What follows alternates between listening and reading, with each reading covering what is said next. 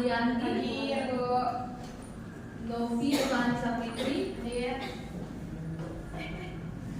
Sapua Iqbal Nurida, Siti Aminah, Talita.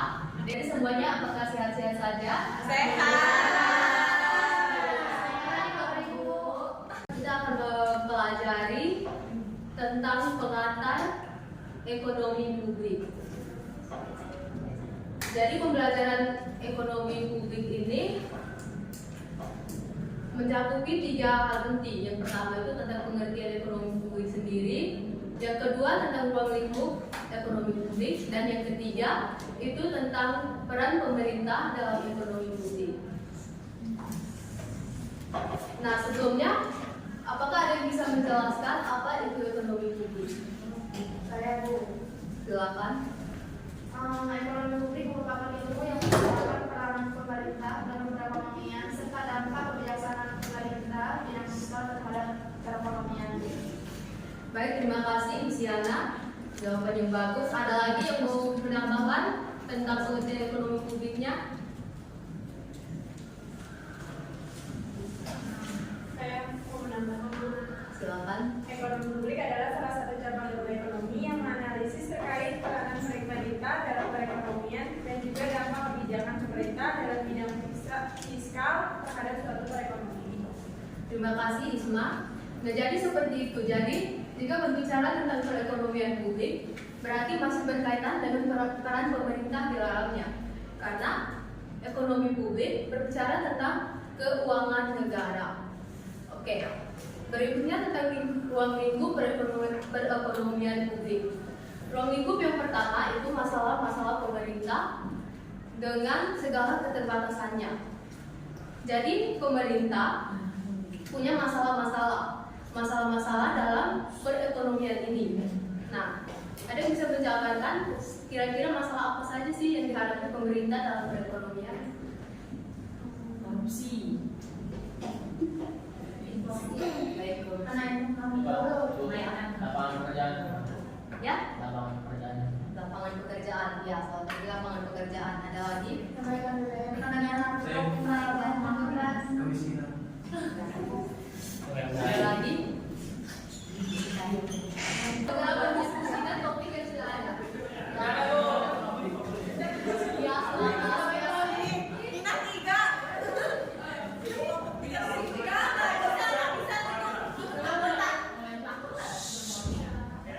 Waktunya hanya 5 menit, jadi mohon dipercepat.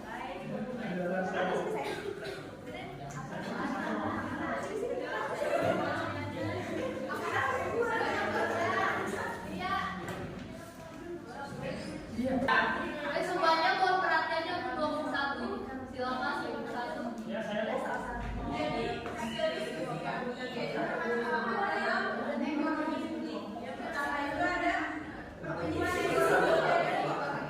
tingkat impor di Indonesia masih tinggi karena output di sektor pertanian dan peternakan yang rendah, sementara pertumbuhan penduduk terus-menerus meningkat. Import adalah kegiatan transportasi barang dari suatu negara ke negara lain. Proses impor mencakup kegiatan memasukkan barang dari negara lain ke negeri. Pada satu sisi, nilai impor Indonesia masih tergolong tinggi, sehingga harus ditekan seminimal mungkin untuk meningkatkan pertumbuhan ekonomi dalam negeri.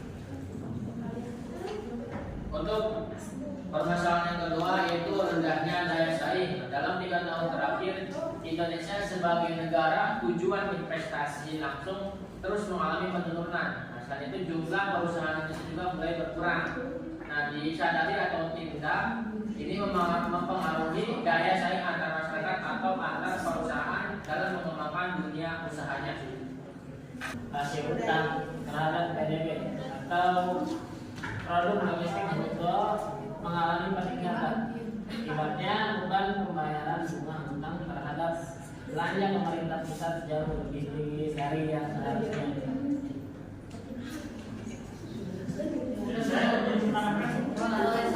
Ya, jadi standar ekonomi publik menurut saya itu KDP tidak merata. Ya, tapi Jakarta Timur tidak merata, jadi ada yang dapat ada yang tidak. Jadi kalau perlu diperbanyak lagi bukan ini. Namanya ke pemerintah. Kan dikasih. Sudah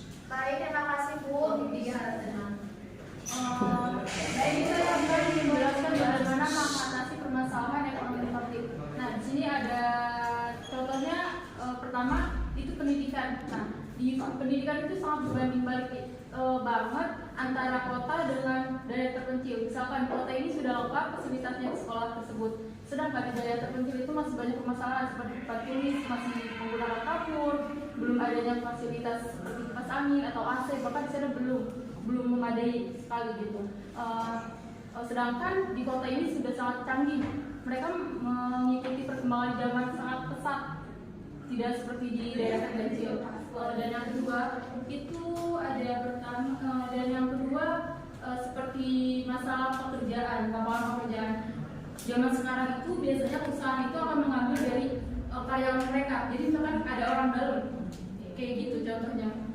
Mereka tuh jarang mau dari orang terbaru karena biasanya kan lulusan terbaru itu yang pertama belum terlatih dan belum juga terdidik seperti itu. Biasanya kalau misalnya kita pakai orang dalam itu udah terpercaya seperti itu. Anggaran yaitu mengoptimalisasi alokasi anggaran untuk program-program yang memberikan manfaat maksimal bagi masyarakat. Selain itu mengurangi kebocoran anggaran dan meningkatkan transparansi dalam pengelolaan keuangan publik. Kedua, reformasi pajak. Melakukan reformasi sistem perpajakan untuk memastikan keadilan dan efektivitas, mengurangi penghindaran pajak dan meningkatkan basis pajak dengan memperluas jangkauan pajak. Pendapatan per kapita, pendapatan asli daerah yang digunakan sebagai alokasi dana untuk dekonsentrasi untuk menentukan alokasi dana antar pemerintah di Indonesia.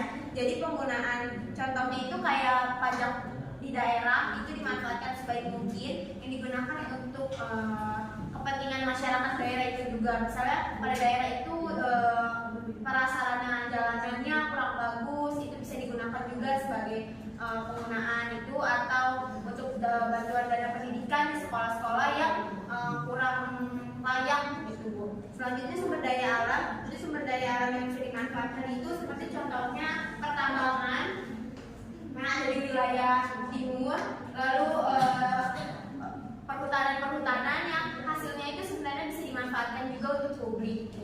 Setelah hasilnya itu dijual atau dibeli oleh pihak luar. Terus selanjutnya ada sumber daya lokasi, itu lokasi produksi yang mempengaruhi kemampuan kontrol sumber daya faktor produksi. Selanjutnya sumber daya faktor produksi, yaitu sumber daya manusia dan sumber daya alam yang digunakan untuk produksi.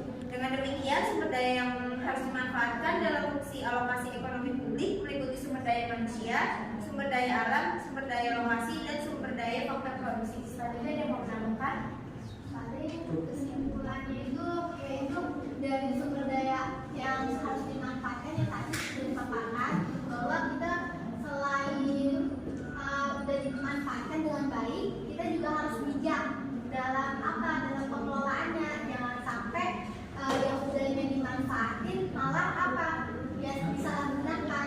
Nah, sekian dari saya. Baik, terima kasih untuk pendapatnya kelompok 3. Terima kasih untuk semuanya untuk pendapat-pendapat yang luar biasa. Jadi seperti itu, permasalahan dalam perekonomian publik itu dengan cara mengatasinya seperti dijelaskan oleh kelompok 2, dengan melakukan hal-hal yang efisien sehingga permasalahan dalam ekonomi publik bisa teratasi dengan baik. Dan juga sumber daya yang bisa dimanfaatkan seperti sumber daya manusia, sumber daya alam misalnya pertambangan yang bisa dimanfaatkan itu sebanyak mungkin. Nah, untuk materi kita hanya batas sampai sini saja.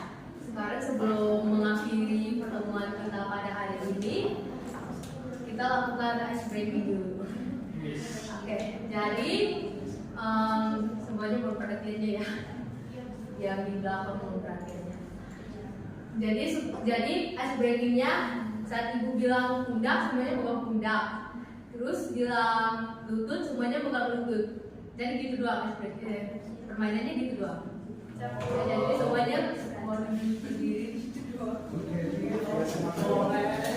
Semangat. Pundak. Lutut.